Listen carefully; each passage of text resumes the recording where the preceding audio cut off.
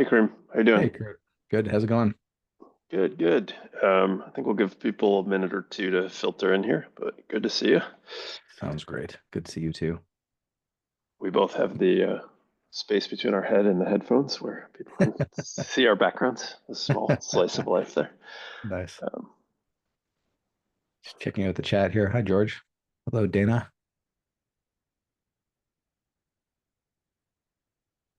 Thanks for joining. Good morning. Yeah. Good morning, good afternoon, good wherever people are. We got people all over.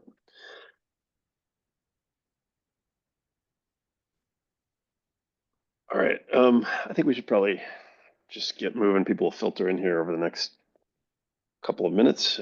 Generally is how it works, but maybe we'll start with the intro real quick. We just got 30 minutes to dive through here, so we'll go from there. Kareem, do you want to introduce yourself first, and then I'll go after that? Yeah, for sure. Kurt, thanks. I'm the co-founder of Savio. We help product teams organize and prioritize product feedback that they get from sales and success teams. Cool. And I'm Kurt Schrader. I'm the CEO, co-founder at Shortcut.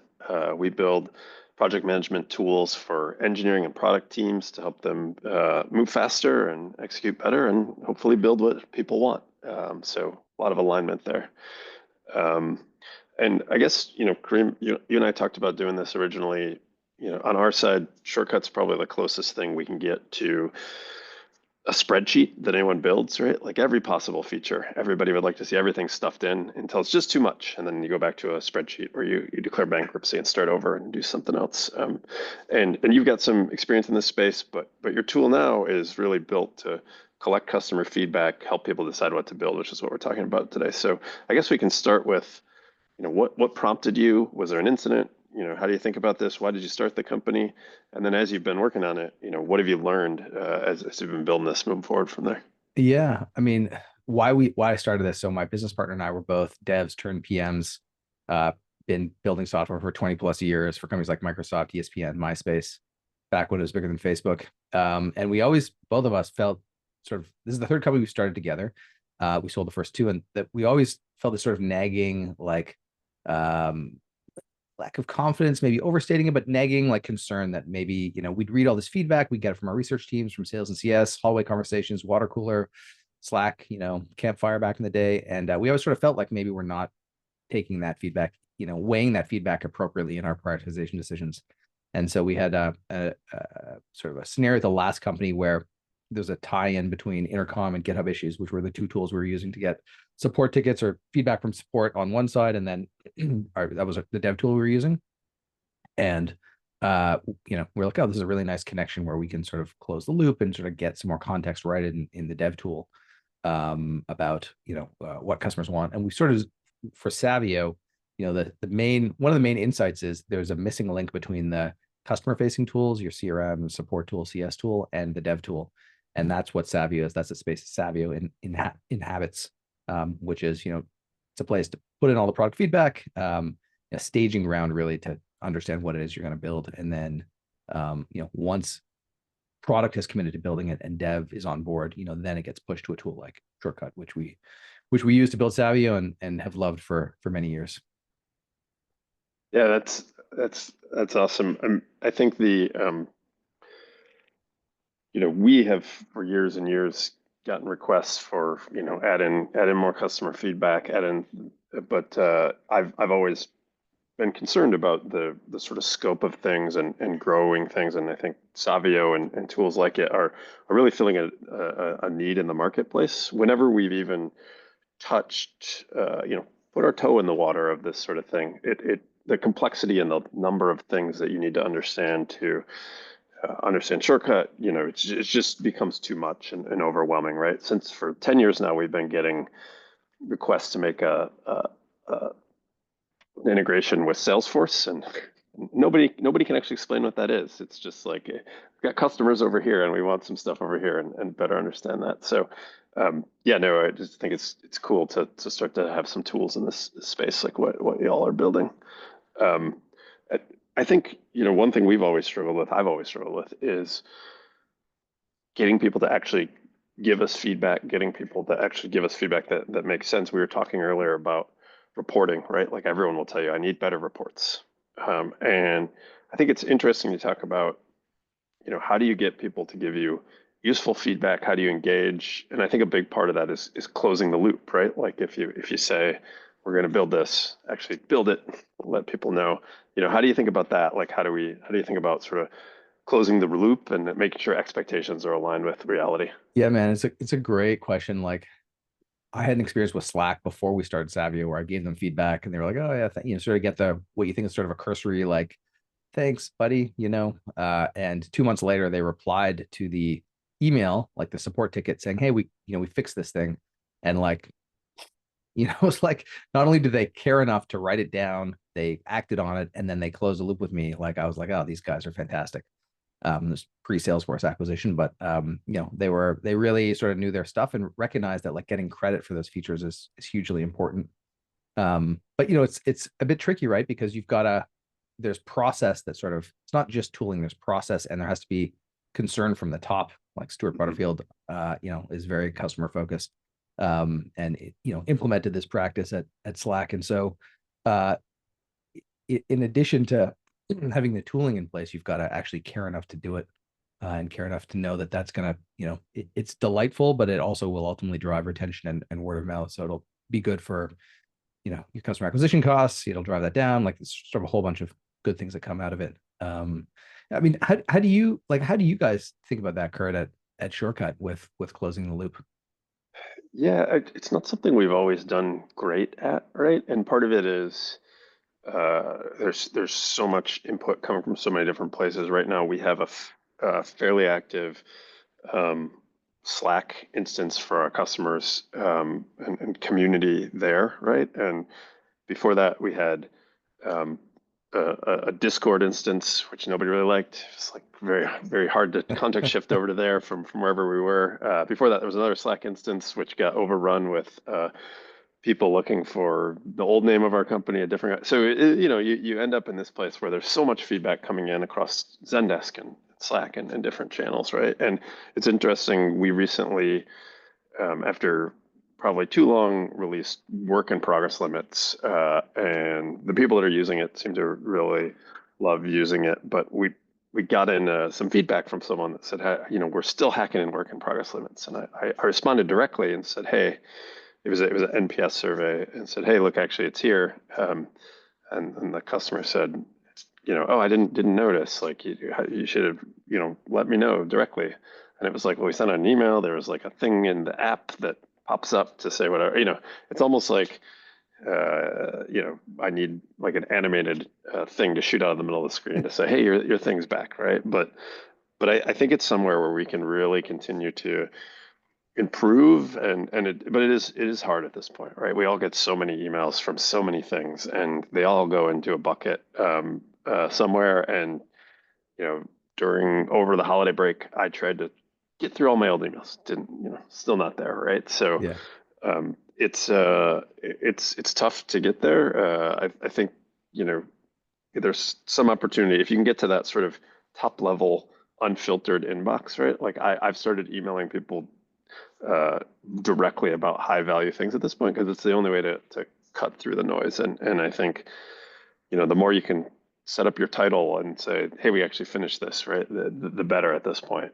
So it is something we're still working on. I know that you guys are working on making it easier and better. So I don't know, where does that stand? Like, how is that getting back to people? Yeah, so today you've got the ability to email people directly, which we find to be the most effective way, mostly because sort of depending on the nature of your app. Like for you guys, engineering managers and devs are in your app all day, every day, if they're not in their code editor or on their command line. And so in-app notifications are likely, I'm guessing, quite helpful, especially personalized ones like, hey, Kurt, we just launched that feature you asked for.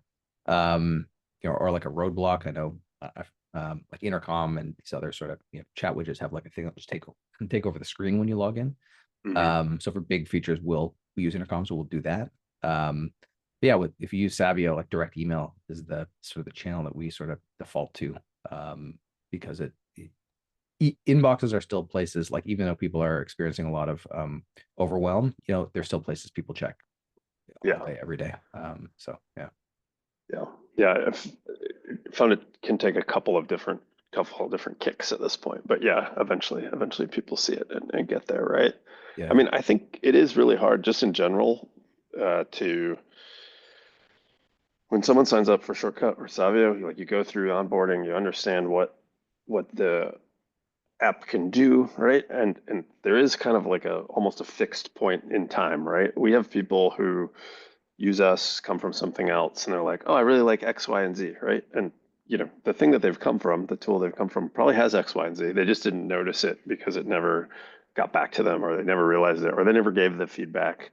And I think there is a hard tightrope to walk between constantly saying, here's something new, here's something, we do release notes fairly regularly. Is every little thing in it, who's reading them? A fair number of people are reading them, but you miss one thing and you got to figure out how to, communicate to your customers. So that's always been difficult to make sure that everyone gets the right messaging and isn't overwhelmed on the other hand with things. Yeah, I feel like that's just it's an imperfect art or imperfect task, right? Like you're gonna do your best and hit them via, a couple of different channels that they can pull Mm. or that you can push push the message to them. But it's the sort of very nature of it is imperfect. I want to go back, Kurt, to something you mentioned earlier, which is this notion of like a Salesforce integration. And you're like, there's a lot of concepts in Salesforce. I think we talk about this too, this notion of concepts, and this is maybe like a 300 or 400 level, product management concept or idea. But your app has, you have like tickets, and a ticket has an assignee and assign, there's epics, and tickets belong to epics. So like those are all concepts, and in order to grok, really understand Shortcut, you need to understand those concepts. And you were sort of pushing back on this notion of like a Salesforce integration because we're introducing new concepts. How do you think about like where to introduce or when to introduce a new concept into the product? Because the more you add, it's not even necessarily, you're not even adding linear complexity sometimes you're adding exponential complexity when you add new Hmm. concepts. Those concepts are interrelated, and if you don't get one, then you probably don't get them all. So I'm curious how you think about that. Yeah, it's an interesting question, right? And I think when you think about sort of the conceptual model and the box around it, we think a lot about um, you know where when we start to prototype things internally and play with things, like let's say we added customer customer feedback piece, right? Like, do you turn that on right away? Like, how do you add it? Like, I think there's like a lot of opt-in pieces. Like in the past, we haven't been great about this. Like, here's docs, you have it now. Here's objectives, you have it now, right? And we've gone back to make it by default. All of those things are turned off, which looping back to like people might never find them, right? Like, but there's different trade-offs, right? And I think is the conceptual map of what we've built grows, like you have to have more and more like progressive complexity behind things, right? Like turn these things on as you need them. You have to be more intentional around things. But even then, right? Like if that page of features is 20 switches long, right? You're still, every shortcut instance is going to be so different from every other one. You're never going to be able to figure out how to do anything, right? So there is tension here, right? And I think we see, um, we started, on some level out of some frustration with Jira. One thing they have done well at Atlassian is to say, okay, Jira is the project management piece. Everything else is in these 10 other apps, right? And you kind of go, people complain and say, oh, I got to use product discovery. I got to use, this other thing. They bought this thing, they bought Greenhopper and turned it into Jira Agile, like there's all this stuff, right? But the core of things is actually pretty simple from a complexity standpoint. And then here's the 20 add-on products that you can put around it.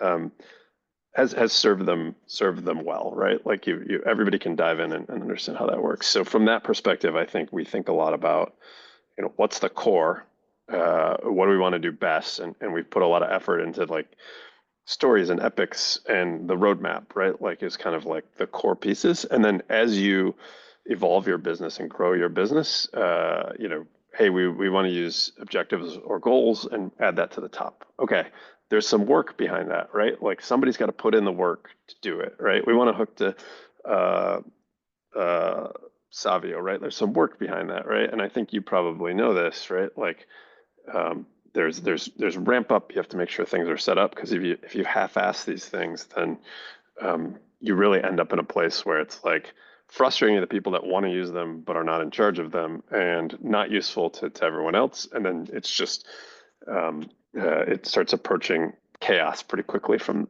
that perspective. So I think we think a lot about the chaos level, and you said it earlier, like these things get exponentially more complex, right? Like all the connections everywhere, people, as soon as you turn on another layer of things, right? Like, hey, how come I can't put a subtask into an objective, right? Like we have this thing over here way down the chain, and we want to put it over here, and that the data locality is another way to sort of introduce just real chaos. You can't figure out where everything is.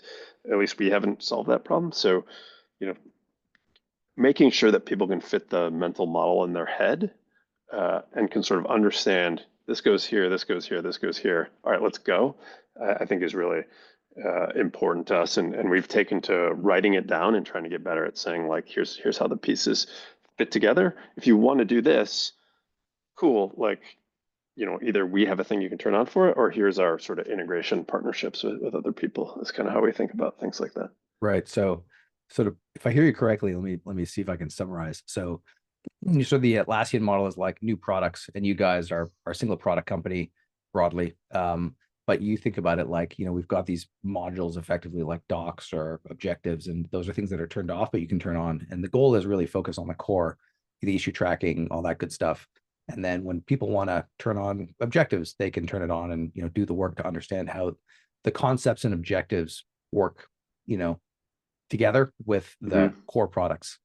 Yeah, no, that makes a lot of sense. I think is actually quite a smart way to do it. I also want to just highlight one thing you said, which I think is super smart, which is, you start writing things down. Like I think as product builders, we live and breathe this stuff. We're in it all day, every day, and sometimes just writing it down can expose the gaps in like our thinking, the assumptions we're making, the janky workarounds we've got in our heads about how these pieces fit together, and can provide clarity to you and your team, and then also help you, um, ensure that the customers are using your products also have the clarity about how that stuff all hangs together.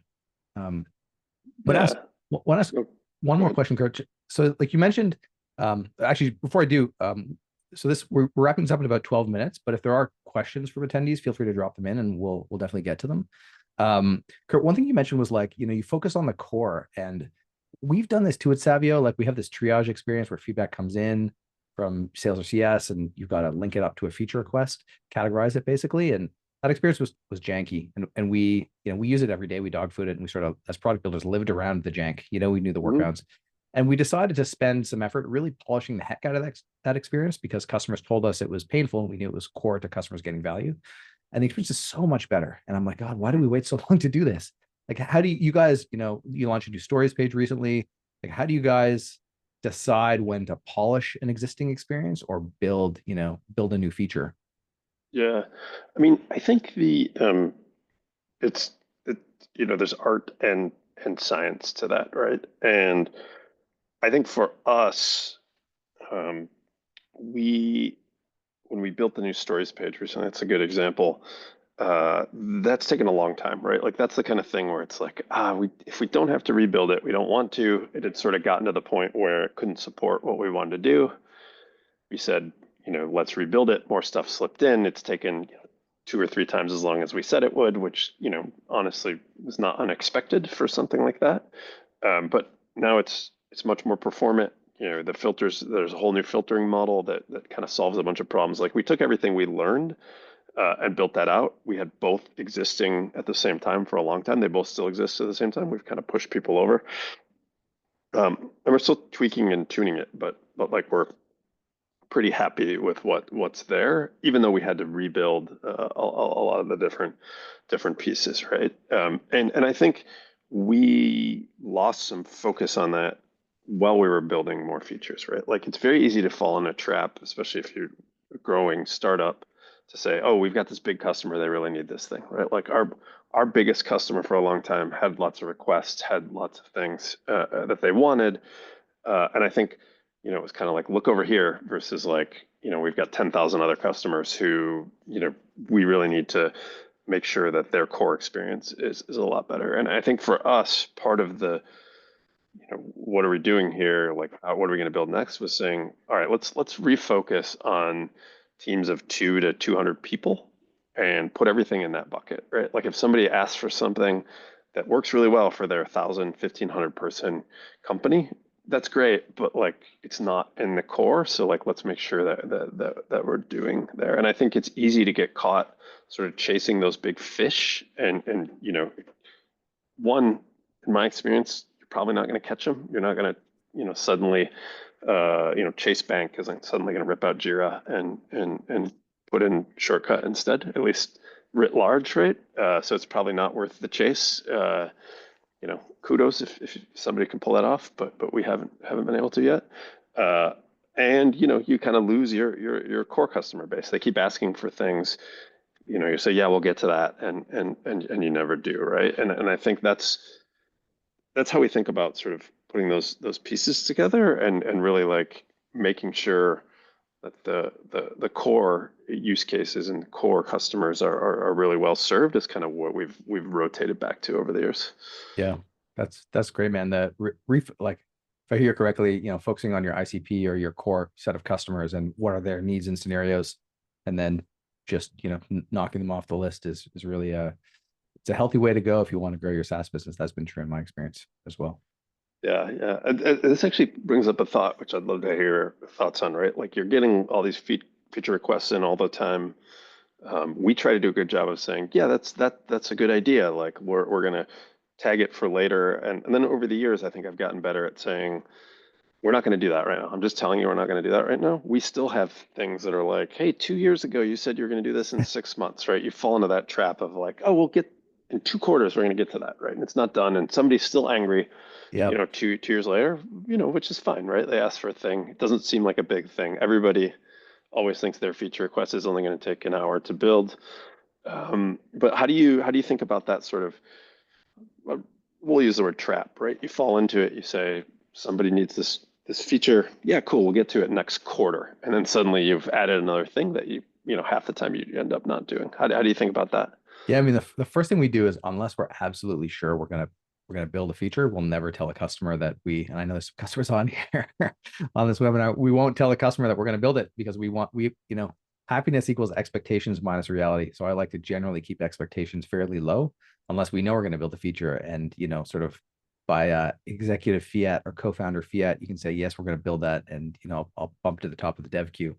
So we really try not to do that. But I mean, there is a challenge where you've got these sort of like lingering feature requests for a couple of customers or a couple of prospects that, sort of hang on and you overcommit. And I think I've become, I've been, my first startup was in 2007. So 18 years ago, become much more comfortable with like just doing less, like to Mhm. your point about being more comfortable saying no to a customer. Like if I know we're not going to do it, I'll say no. And, my sort of classic response is like, hey, it's a great idea. Like I'll upload that for you on my end in our Savio vault. No promises on timeline, but it's certainly something that we can, either that is super important to us or we can imagine doing. Those are sort of the two broad buckets. And the first bucket is more likely to get done sooner rather than later. But I just think that making promises on the product side, and I've been, learned the hard way, done this, right? You make a promise to a customer and then, it's with a timeline specifically, and then it's not kept. And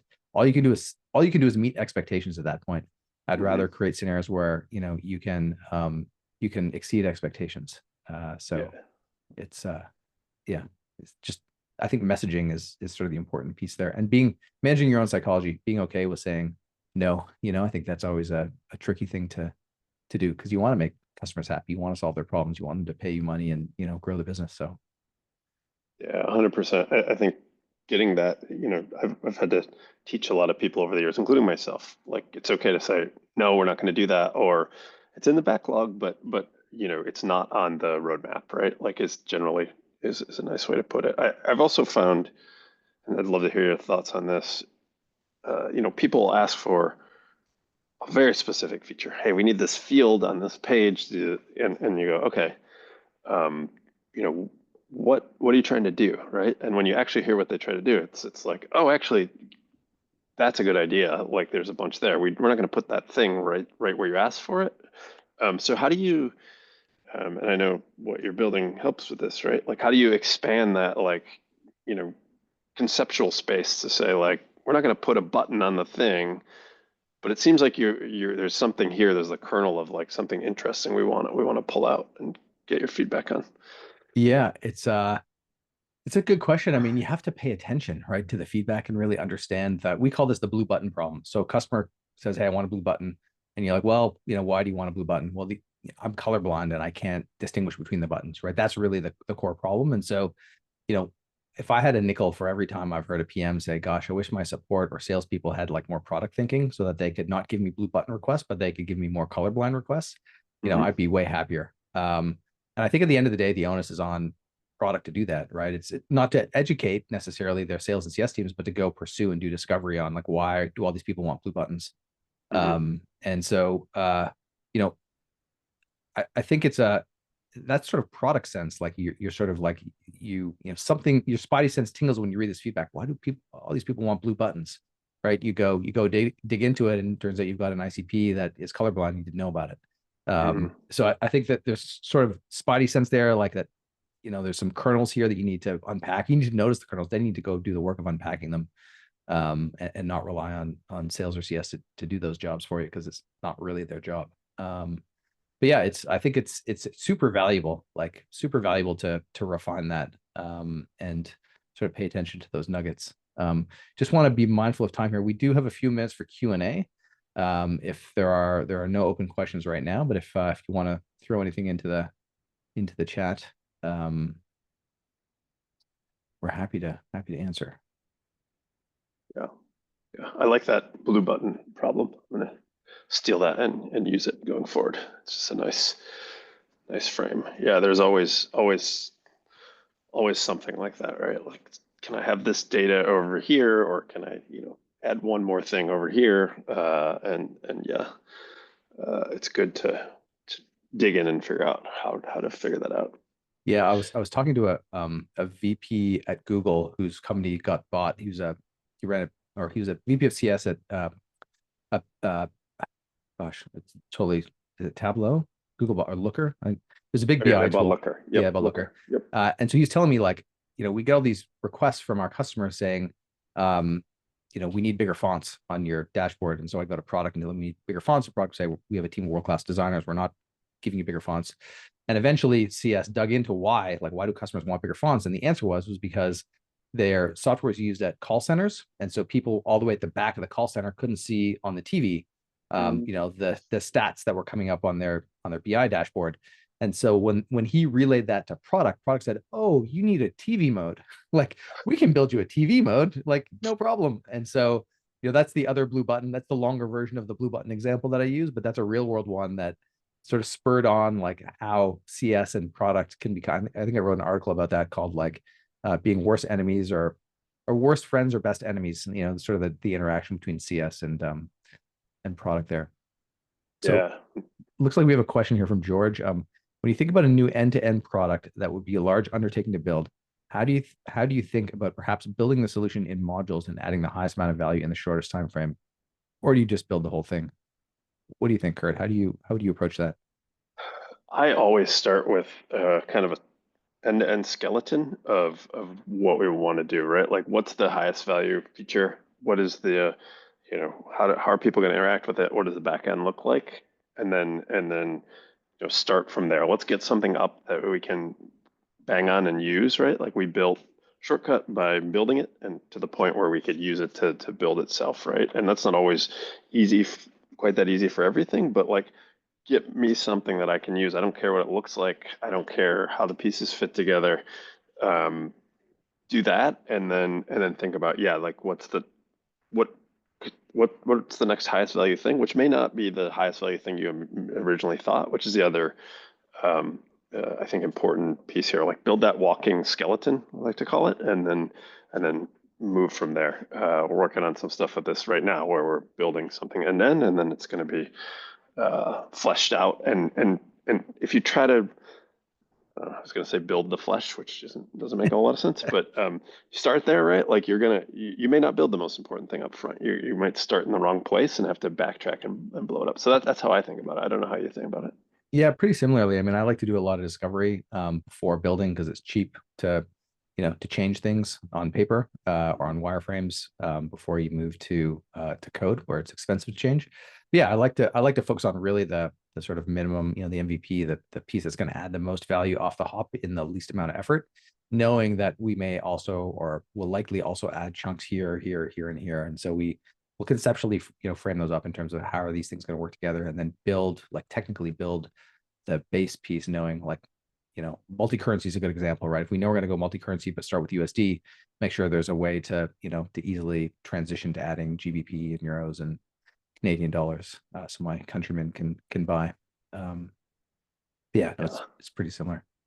100%. Yeah, yeah. So And in the worst case scenario, I just route around what we built before and rebuild it, right? Like Amazon's got 10 different checkout flows because they keep doing that, which may be bad ultimately, but Amazon's done okay, I think. yeah, also maybe not the example to follow for people on this call, but Yeah, yes. 100%. So I think we're over time, but I think Kurt, if you can do one more question, we've got one here from Ginestra here, who says, "How quickly do you release after you have the walking skeleton?"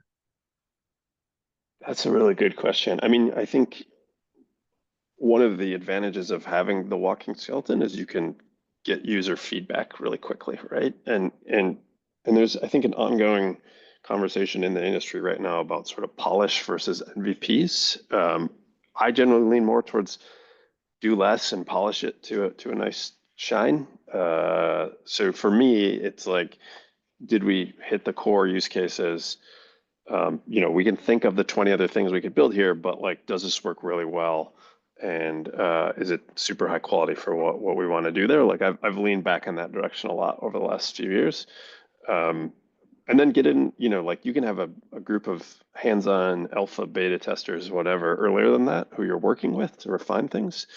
But I usually try to get things fairly well polished before doing a big release of pieces like that.